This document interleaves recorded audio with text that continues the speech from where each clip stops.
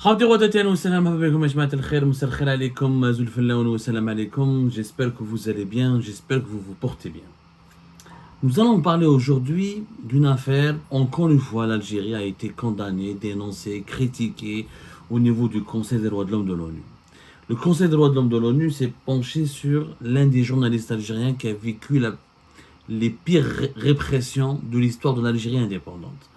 Notre ami le journaliste Mustafa Benjma, originaire de Annaba, que nous saluons énormément, à 34 ans uniquement, de 2019 à 2024, je le dis, je le redis, il a été peut-être médiatisé, mais à mon avis, pas suffisamment. Il a été l'un des journalistes algériens les plus réprimés, les plus persécutés et les plus violentés par le régime algérien. Ce qu'il a vécu, Mustafa Benjma, illustre parfaitement l'aggravation et l'emballement de la machine de la répression en Algérie. Alors, son affaire a été portée au niveau du Conseil des droits de l'homme de l'ONU, qui a donc publié officiellement un avis. Alors, le Conseil des droits de l'homme de l'ONU, il est composé de plusieurs groupes de travail, notamment au niveau de la détention arbitraire. Et le Conseil des droits de l'homme de l'ONU, il a publié un avis lors de la 99e session.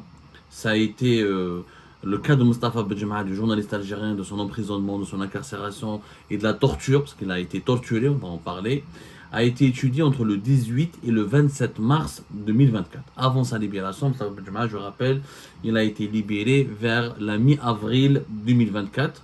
Alors Mustafa Benjma a purgé 2 peines de prison quand il a été libéré. Il a une histoire tout simplement exceptionnelle. Franchement, l'histoire Théo, elle est assez particulière parce qu'il a vécu. Il a été condamné à 2 peines de prison ferme. On lui a cumulé les 2 peines. Le 18 avril de la prison de Constantine, 18 avril 2024, alors que le Conseil des droits de l'homme de l'ONU avait étudié son cas et la persécution dont il avait été victime à la fin du mois de mars 2024. Donc au moment où le Conseil des droits de l'homme de l'ONU a planché sur son cas, il n'était pas encore libéré. Et d'ailleurs, vous allez voir que tout à l'heure, je vais vous expliquer, le Conseil des droits de l'homme de l'ONU avait demandé sa libération. Je rappelle juste qu'il a été condamné dans 2 affaires différentes. Wahda l'affaire Amir Abouraoui, Wahda l'affaire Raouf Farrah. Il a payé 14 mois de prison en cumulé, alors qu'il avait été condamné à des peines de prison de 6 et de 8 mois dans les 2 affaires. Bon, ça a plusieurs imbroglios parce que beaucoup d'avocats à l'époque, dans l'affaire de 2023, l'affaire Mustafa Benjma, ils avaient estimé que la justice n'avait pas le droit de cumuler les 2 peines, que normalement, il devait faire uniquement 8 mois de prison ferme, c'est-à-dire la peine la plus élevée. Mais ça a un imbroglio et la justice algérienne n'avait pas voulu le relâcher et il a purgé donc 14 mois de prison ferme. Il avait été arrêté plus exactement vers février 2023. Bon, histoire très compliquée, donc on par le détail. Mustafa Benjma, alors le Conseil des droits de l'homme de l'ONU, c'est un organe, l'un des principaux organes du fonctionnement du système des Nations Unies. Il est rattaché officiellement au Haut Commissariat des droits de l'homme des Nations Unies. Le Conseil des droits de l'homme de l'ONU, donc, sa mission est de promouvoir et de protéger les droits de l'homme dans le monde. Et il est régulièrement saisi par des États ou par des individus ou par des avocats ou par des ONG ou par des associations pour dénoncer ou pour demander, pour exercer des pressions sur les États membres de l'ONU qui ne respectent pas les droits de l'homme, qui violent les traités internationaux concernant la protection des droits de l'homme, des droits civiques et des libertés fondamentales. Et le Conseil des droits de l'homme, donc, il est directement rattaché, il siège à Genève. Il bénéficie du soutien et de l'appui des services du Haut Commissariat des Nations Unies aux droits de l'homme. Bon, on ne rentre sur les détails techniques, sur le fonctionnement ou le nombre des États, etc.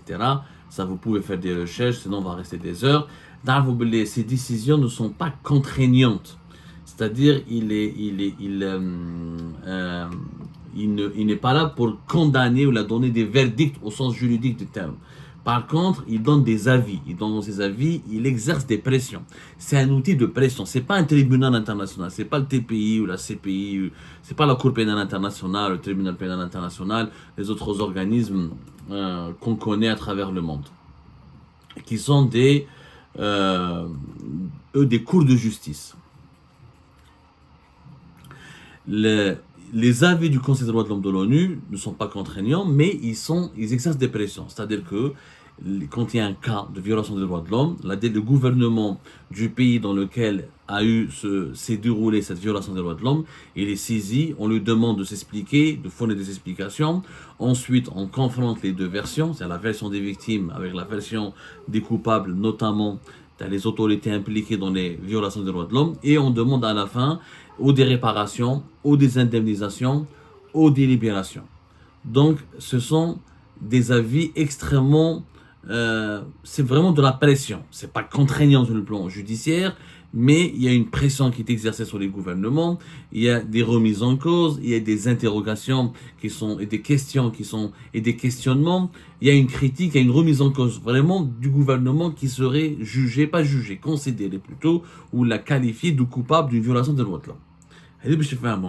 C'est pas la Cour pénale internationale, mais c'est beaucoup de pression diplomatique et ça contraint les gouvernements quand ils sont dénoncés ou là traités ou là poursuivis, pas poursuivis, ou là quand ils sont analysés ou là quand ils sont interrogés plutôt, voilà, quand ils sont interrogés ou là auditionnés devant les membres des conseils des droits de l'homme, le membre du Conseil des droits de l'homme de l'ONU, il y a une pression diplomatique telle qui est exercée sur ces gouvernements-là que souvent, c'est vrai que les avis publiés par le Conseil des droits de l'homme arrivent à aboutir à des réparations ou là à obtenir des compromis de la part de certaines dictatures qui ne respectent pas les droits de l'homme.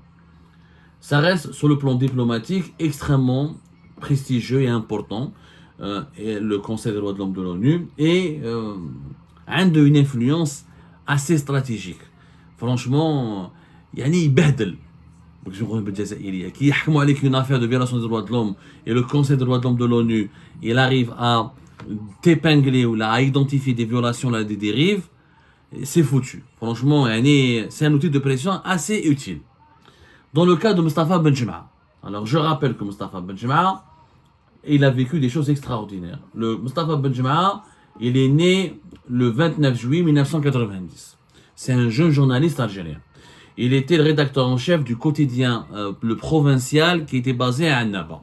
Mustafa Benjema, il s'est fait connaître après 2019, mais beaucoup le connaissaient, moi je le connaissais personnellement avant 2019, parce qu'il collaborait avec le Provincial, il s'est fait connaître par des reportages de terrain, par des éditos. C'est un journaliste engagé, il fait partie de cette génération de jeunes journalistes engagés qui luttent, qui défendent l'intérêt général, qui luttent pour la promotion des droits de l'homme, qui a travaillé sur les scandales de corruption, de mauvaise gestion, de dilapidation de l'argent public, les dérives et les dérapages et les abus de pouvoir de l'administration locale. Donc, à 34 ans, regardez ce qu'il a vécu. Alors, ça, c'est la vie. Je m'appuie, encore une fois, sur le document officiel. Je peux vous le montrer tout à l'heure. Il n'y a pas de problème. De toute façon, on va l'afficher en étiquette la vidéo.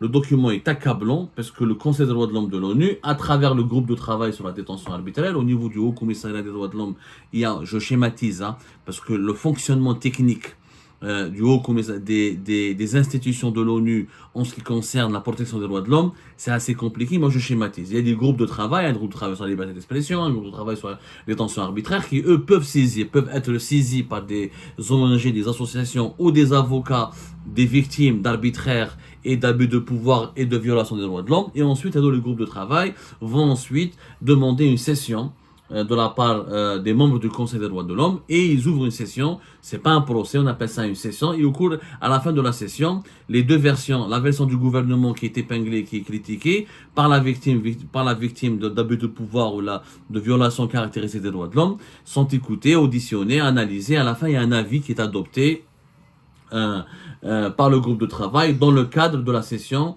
ou des travaux du Conseil des droits de l'homme de l'ONU.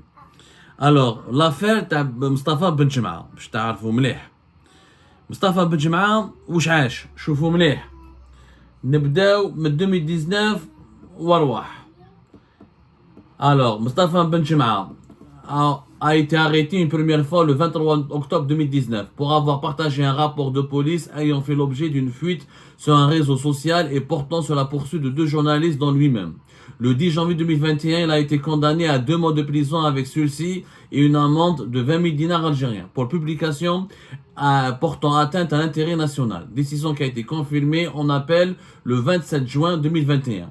Le pourvoi en cassation de Mostafa Benjemah n'a pas été encore examiné. Ça, on parle encore une fois. Le document traite des informations qui ont été actualisées entre le 18 et le 27 mars 2024. Moraha, le 3 décembre 2019, Mostafa Benjemah a été à nouveau arrêté pour l'incitation à un attroupement non armé dans le cadre d'une manifestation liée à la campagne présidentielle du 12 décembre 2019. Il a été acquitté dans cette affaire, il avait été acquitté le 2 février 2020. À la suite d'une plainte déposée par la Direction générale de la Sûreté nationale, la DGSN, c'est-à-dire la police nationale en Algérie, après une publication sur un réseau social en juillet 2019, Mostafa Benjemah a été inculpé pour diffamation et calomnie et outrage à corps constitué. Il a été relaxé dans cette affaire en juillet 2021. Mais c'est pas la fin. Regardez comment, quand on est journaliste, à 34 ans uniquement, et en un laps de temps très court, ce qu'on peut vivre et subir comme persécution. Ensuite, les autorités algériennes ont accusé également Mostafa Benjemah de porter atteinte à l'intérêt national et de diffamation. Et à la suite d'une plainte déposée par le Wali de Annaba pour avoir publié une vidéo dans laquelle des citoyens critiquaient les autorités sur la gestion de la crise sanitaire. Le 16 juillet 2023, Mostafa Benjemah a été condamné à 50 000 dinars de dommages et intérêts et à une amende de 30 000 dinars dans cette affaire. Mostafa Benjemah a été interdit de quitter le territoire national depuis le 25 novembre 2019. La décision a été annulée en avril 2022, mais la police, notamment la police des frontières, continue de l'appliquer. En octobre 2022, Mostafa Benjemah a été interdit de voyager. Il a déposé plainte contre le chef du centre frontalier de Motboul.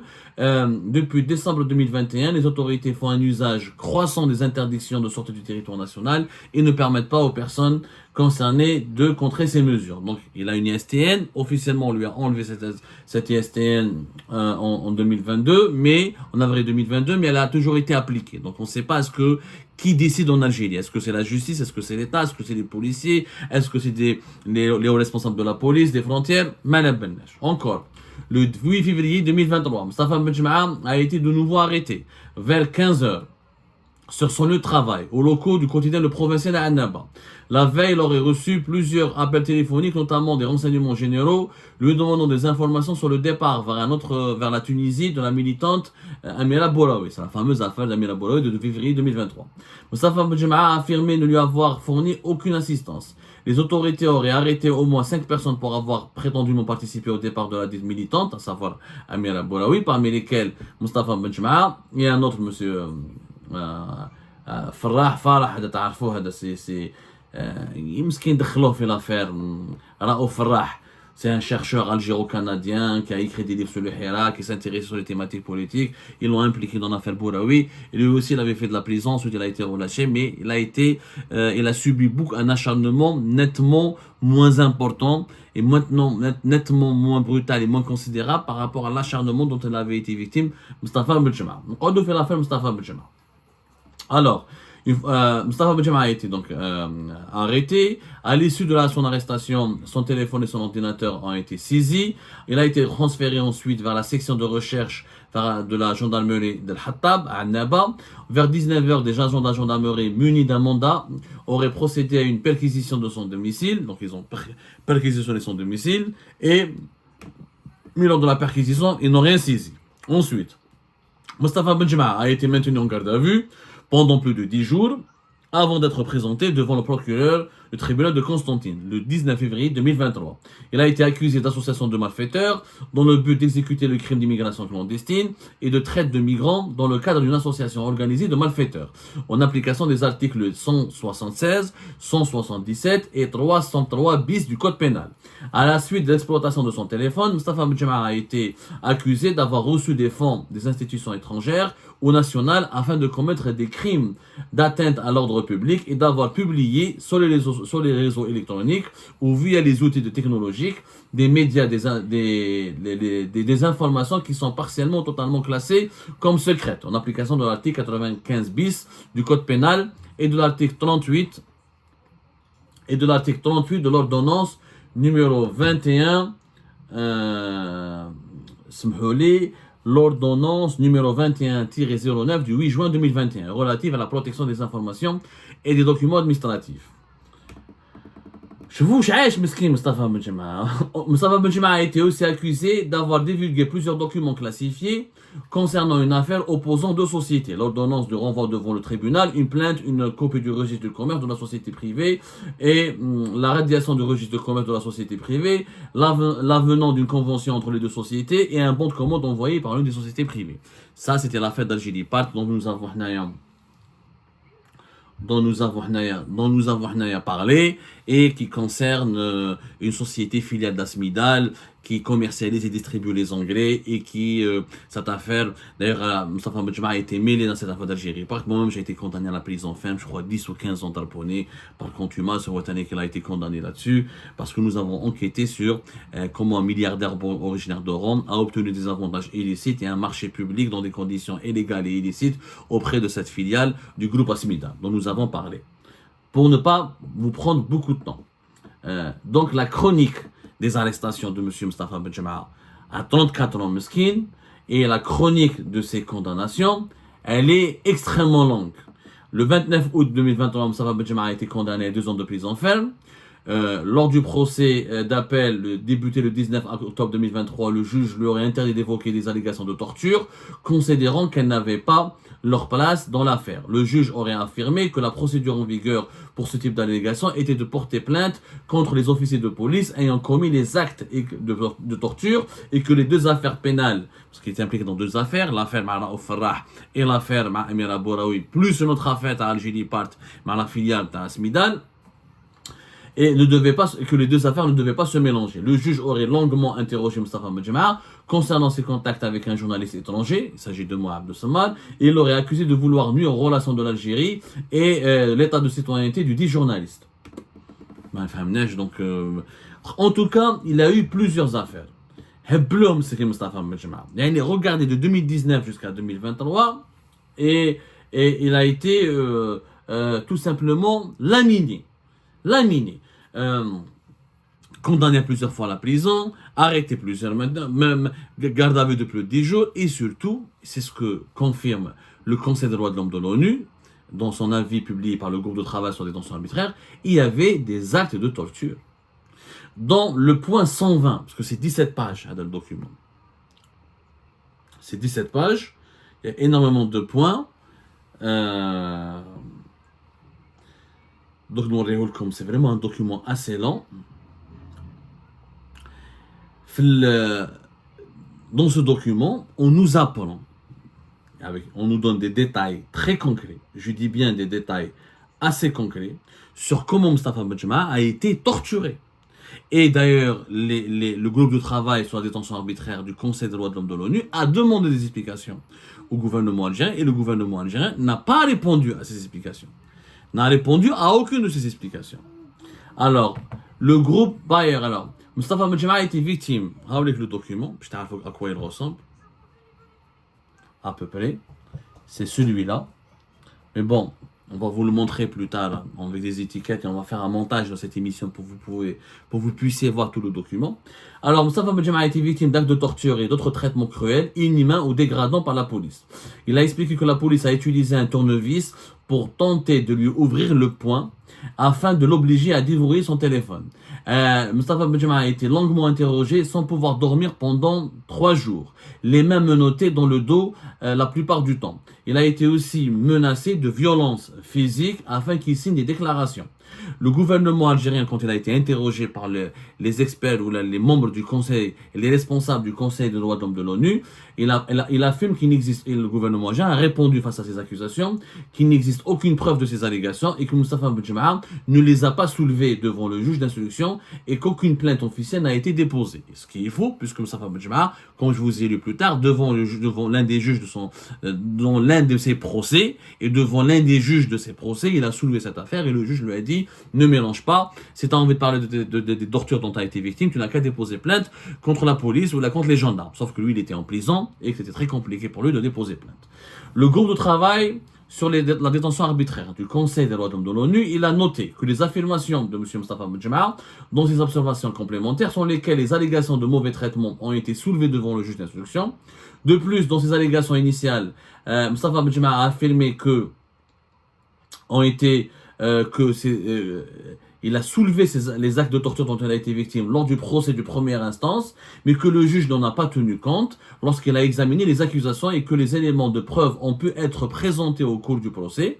Notant que le gouvernement algérien ne répond pas directement à ces allégations, le groupe de travail sur la détention arbitraire considère que Mustafa Bouadjema a établi une base raisonnable tendant à démontrer qu'il a été soumis à un traitement cruel et inhumain, pouvant relever de la torture afin de forcer l'accès aux preuves contre lui et de lui faire signer des aveux, et qu'au moins une partie de ces preuves ont été utilisées pendant le procès. Donc le Conseil des droits de l'homme de l'ONU confirme que Mustafa Bouadjema a été bel et bien et malheureusement torturé. Le groupe de travail aussi sur la détention arbitraire au niveau du Conseil des droits de l'homme de l'ONU estime que les événements relatés par la source par Mustafa Bouadjema font naître un risque sérieux de l'utilisation de preuves obtenues par la torture durant le procès qui a été intenté contre Mustafa Bouadjema, en méconnaissance de l'article 14 du pacte et de l'article 15 de la Convention internationale contre la torture. Le pacte est un pacte universel que l'Algérie a signé et qui protège les droits civiques et les droits humains. L'Algérie aussi est signataire de la Convention internationale contre la torture et d'autres peines ou traitements cruels, inhumains ou dégradants, et du principe 21 de l'ensemble des principes pour la protection de toutes les personnes soumises à une forme quelconque de détention ou d'emprisonnement. L'ONU, donc, le Conseil des droits de l'homme de l'ONU, il est en train de nous expliquer que Mustafa Bouadjema a été torturé et qu'il y a suffisamment de preuves et d'éléments pour affirmer, pour considérer et pour confirmer plutôt que Mustafa Bouadjema a bel et bien été torturé et malmené. Il faut rappeler que le Conseil des droits de l'homme de l'ONU, il a rappelé que la torture constitue en soi une grave violation des droits humains. Elle diminue aussi la capacité d'une personne de se défendre et l'empêche d'exercer son droit à un procès équitable. Compte tenu notamment du droit d'être